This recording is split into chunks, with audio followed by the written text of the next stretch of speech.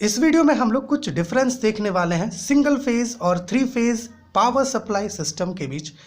मेरे प्यारे व्यूवर्स, देखिए पहला कॉलम में सिंगल फेज है और दूसरे कॉलम में थ्री फेज को लिए हुए हैं। देखिए दोनों में ही हम लोग 6 पॉइंट का डिफरेंस यहाँ पर लिए हैं। बारी बारी से हर एक पॉइंट को डिस्कस करते हुए चलेंगे। मेरे प्यारे व्यूवर्स, देखिए जो सबसे पहला पॉइंट ऑफ डिफरेंस है वो एक्चुअली वेव फॉर्म के रिगार्डिंग है। अगर आप सिंगल फेज की बात करते हैं तो इसके पास एक सिंगल वोल्टेज वेव फॉर्म होता है, ओके, मतलब सिनुसोइडल वेव फॉर्म होता है, वो भी सिंगल। लेकिन थ्री फेज के पास 3 वेव फॉर्म होता है, ओके, और ये सारे आउट ऑफ फेज होते हैं विथ ईच अदर। ठीक है, ये अपना पहला पॉइंट है। दूसरा पॉइंट जो हम लोग लिखे हैं मेरे प्यारे व्यूअर्स, वो एक्चुअली में हम लोग नंबर ऑफ वायर्स के रिगार्डिंग लिखे हैं कि जो सिंगल फेज पावर सप्लाई है इसमें कितने नंबर ऑफ वायर होते हैं और थ्री फेज पावर सप्लाई में कितने वायर्स होते हैं, कितने नंबर ऑफ वायर्स होते हैं। देखिए अगर आप इस सिंगल फेज की बात करते हैं तो इसमें टोटल 2 वायर्स होता है, एक हॉट और एक न्यूट्रल। ओके, हॉट वायर जो है इसे हम लोग कहते हैं आपका फेज वायर, ठीक है, जिसके थ्रू करंट जो है लोड तक डिलीवर होता है। और न्यूट्रल वायर से क्या होता है, जो करंट है वो वापस सोर्स पर जाता है जिससे सर्किट कंप्लीट होता है। लेकिन थ्री फेज के पास टोटल 4 वायर्स होते हैं, जिसमें से 1, 2 और 3, ये 3 वायर क्या होता है, हॉट वायर होता है, मतलब फेज वायर, जिसके थ्रू करंट जो है डिलीवर होता है लोड को, जो भी लोड इससे कनेक्टेड होगा। और 4th वायर न्यूट्रल होता है।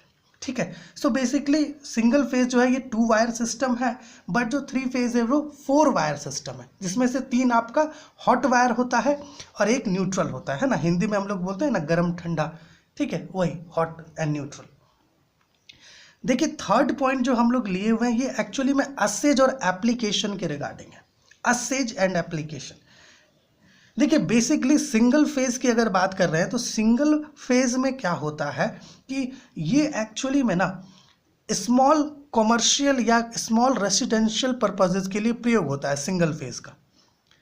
लेकिन अगर कहीं पर बड़ा बड़ा फैक्ट्रीज है, इंडस्ट्रीज है, ओके, या ऐसा कहें कि कहीं पर लार्ज रेसिडेंशियल एरिया है, कॉमर्शियल एरिया है, वहाँ पर ज़्यादा लोड है, तो वहाँ पर क्या होता है, three phase power system supply का प्रयोग किया जाता है।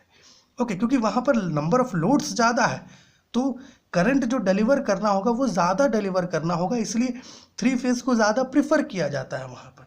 Okay, so third point application है। Single phase used for residential and commercial applications, यहाँ पर आप स्मॉल लगा देंगे, small residential and commercial purposes.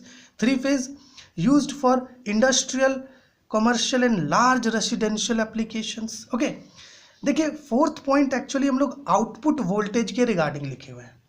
Single phase में कैसा आउटपुट वोल्टेज होता है और थ्री फेज में कैसा आउटपुट वोल्टेज होता है। देखिए ऐसे तो हम लोग यहाँ कुछ डेटा के रिगार्डिंग आप देख पा रहे हैं कि हम लोग लिखे हैं, बट एक्चुअली में क्या होता है ना कि आउटपुट वोल्टेज डिपेंड करता है किसी पार्टिकुलर कंट्री पर या पर्टिकुलर रीजन पर कि किस प्रकार का वहाँ पर लोड है, कैसा आउटपुट डिलीवर होगा, उस पर डिपेंड करता है। बट फिर भी हम लोग टाइपिकली कुछ वैल्यूज़ यहाँ पर लिए हैं। सिंगल फेज में क्या होता है कि आपका 120 से 240 वोल्ट्स तक का आउटपुट वोल्टेज होता है, बट थ्री फेज में 240 से 480 वोल्ट्स तक का आउटपुट वोल्टेज होता है। बट आप इंटरनेट पर देखेंगे तो ये टाइपिकल वैल्यूज जो है आपको डिफरेंट मिल सकता है, तो उसके लिए आपको परेशान नहीं होना।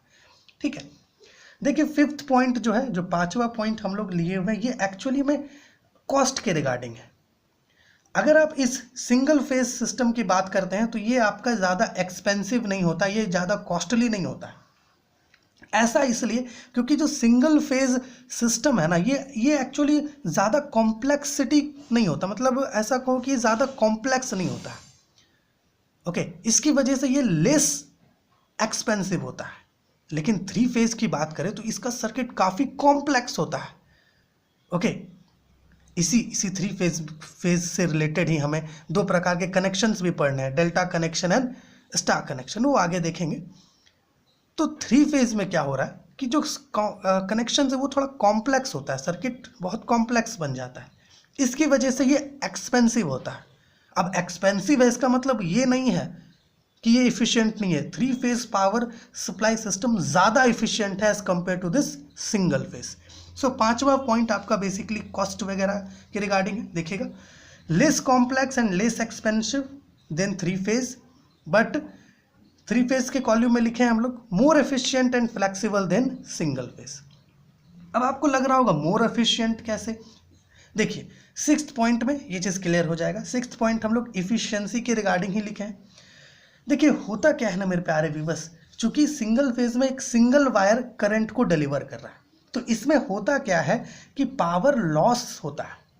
अब चूंकि है ना सिंगल वायर है तो वहाँ रेजिस्टेंस वगैरह ज़्यादा होगा, तो लोड तक करंट ज़्यादा देना पड़ रहा है, क्योंकि वहाँ लॉस्ट भी तो हो रहा होगा करंट, जिसकी वजह से पावर लॉस हो रहा है। पावर लॉस होगा तो सिंगल फेज ज़्यादा इफिशियंट नहीं होता है, लेकिन थ्री फेज में चूंकि थ्री वायर्स करंट डिलीवर कर रहा है, थ्री है ना लोड तक, इसकी वजह से ये ज़्यादा इफिशियंट होता है, इसमें पावर लॉस भी कम होता है। ये छठा पॉइंट है हमारा, more loss of power and thus have less efficiency, but in three phase power loss is low and thus have high efficiency.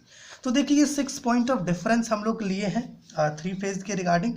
Hope ये जो वीडियो है ये आपके लिए हेल्पफुल हुआ होगा। आप स्क्रीनशॉट ले लीजिए, ये 4 पॉइंट और ये नीचे का 5वां और 6ठा पॉइंट। अगर आपको कुछ भी इसमें पूछना हो तो आप प्लीज़ कमेंट करिए, ताकि आपका जो भी डाउट है उसको हम लोग क्लियर कर सके।